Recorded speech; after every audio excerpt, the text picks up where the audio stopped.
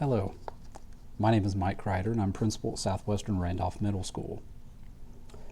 Each year, I get the opportunity at the end of a school year to talk to the outgoing 8th grade class. In a way, it's kind of my last way of talking to the students before they go on to high school. It's my last opportunity to talk to them as their middle school principal.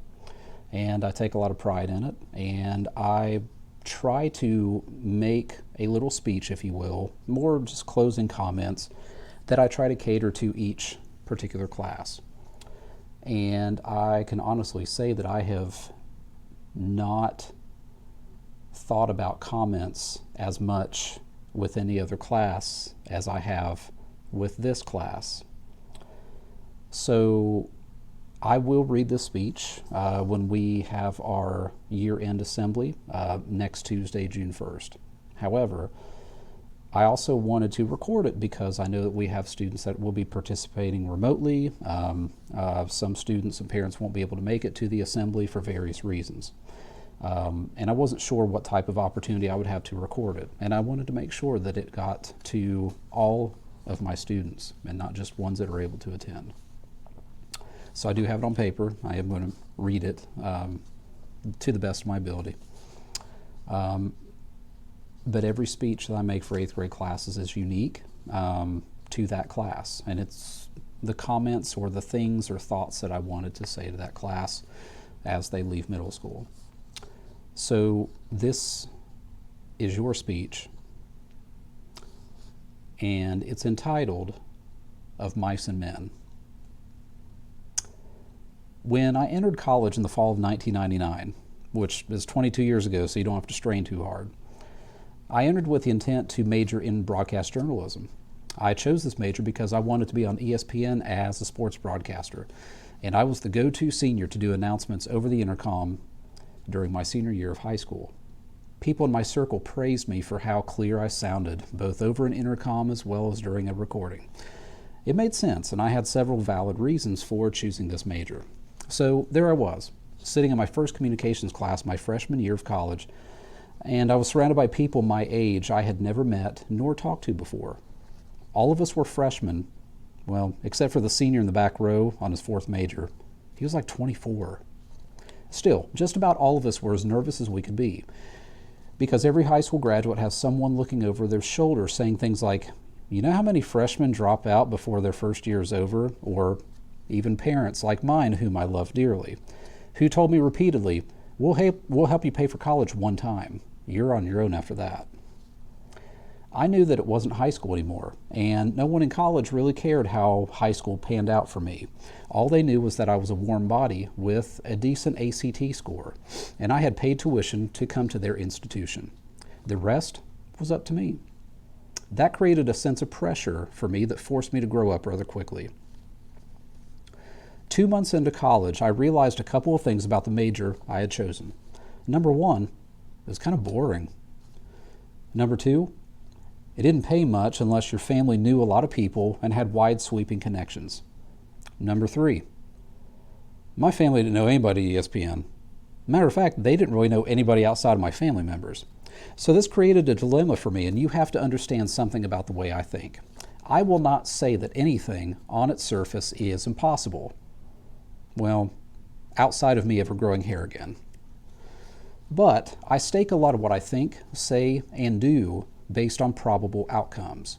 Would it have been unspeakably impossible for me to still make a career out of broadcasting? Of course not. But the odds were very, very unlikely. So as a result, in October of 1999, 6 weeks after starting college, I changed my major to education. In other words, I resorted to Plan B. Plan B has historically meant, well, that didn't work, let's try this instead. And if I'm being honest, my understanding of Plan B has always had a negative connotation to it because it implied that the first attempt, the premier option, or the number one pick was a failure. Something wasn't done well enough to make it work, or the circumstances called for someone better qualified, more talented, of higher intellect, or even more confident. In other words, the insinuation of Plan B is that somehow one wasn't good enough for their Plan A. However, sometimes in life, your first option, or plan A, wasn't good enough for you. There are instances that abound in one's journey where the first choice isn't the best one. Sometimes you choose plan B because it is what is best for you and gives you the best chance to be successful. On the other hand, sometimes life chooses plan B for you, and you have to receive things you did not ask for or deal with circumstances you did not create. So when life chooses plan B for you, you have to, in response, do everything possible to make the best of less than desirable circumstances. When I chose to enter education, I was not guaranteed a job, particularly as a secondary social studies teacher. I had to work at a restaurant for a year after graduation because opportunities were not that plentiful. A specific job that I applied for that was 20 minutes from my parents ended with an interview and the committee saying, "We like you and you have an impressive college resume, but you need to understand that we have had 2,000 applicants for this position." A week after moving to North Carolina, beginning my teaching career in July of 2004, that school called and asked if I was still available. My response to them was, I will not walk away from a school that chose a guy who lived 3 states away. It should not be diminished nor denied that life chose one heck of a plan B for you in March of 2020. It upended school attendance. It denied the opportunity for gatherings and social events, and it changed our very way of life. It took away parts of your 8th grade year that are enormously important to a student who was on the verge of moving to high school.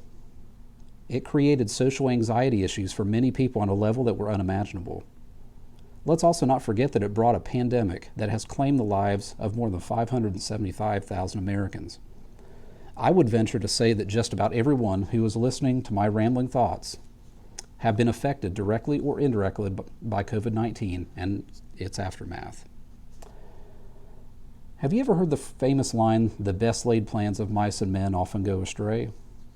A lot of people know the phrase and understand it to mean that despite what you intended and how prepared you were to see those intentions come to fruition, something gets in the way that causes the plan to not turn out as you had envisioned. Of course, my speech of Mice and Men is entitled after a famous book by John Steinbeck.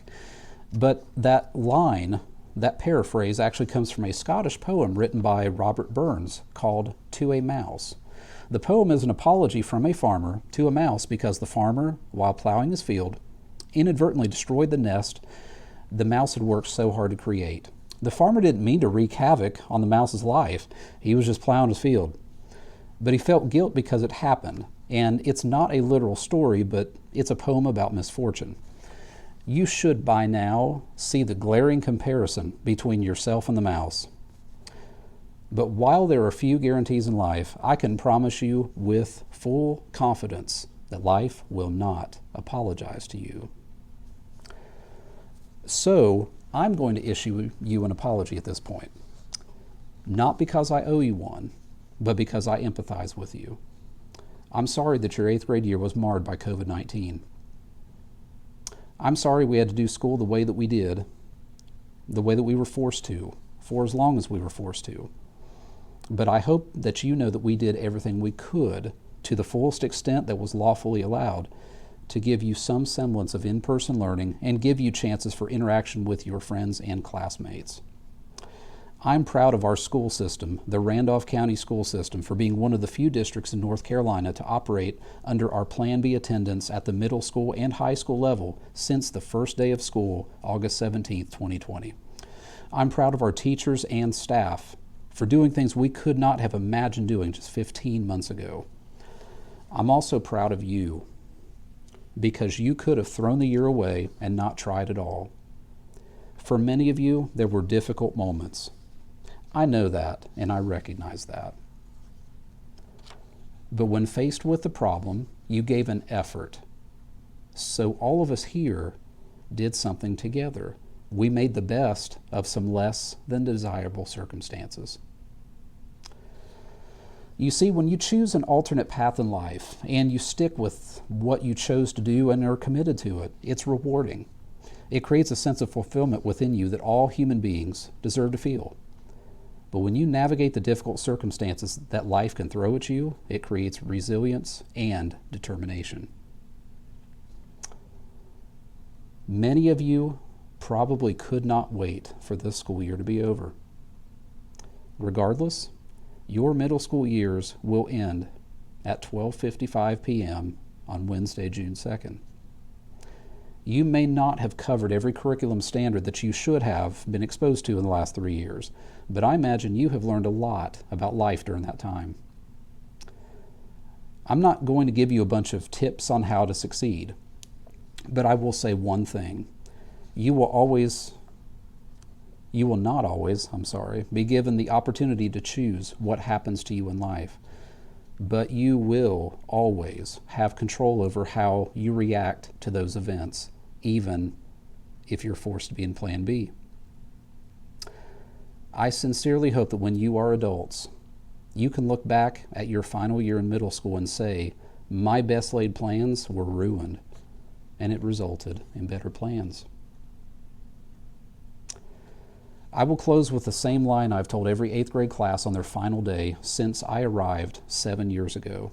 Not because it's tradition or cliche, but because I absolutely mean it. I love you, I care about you, and I will be rooting for you every step of the way.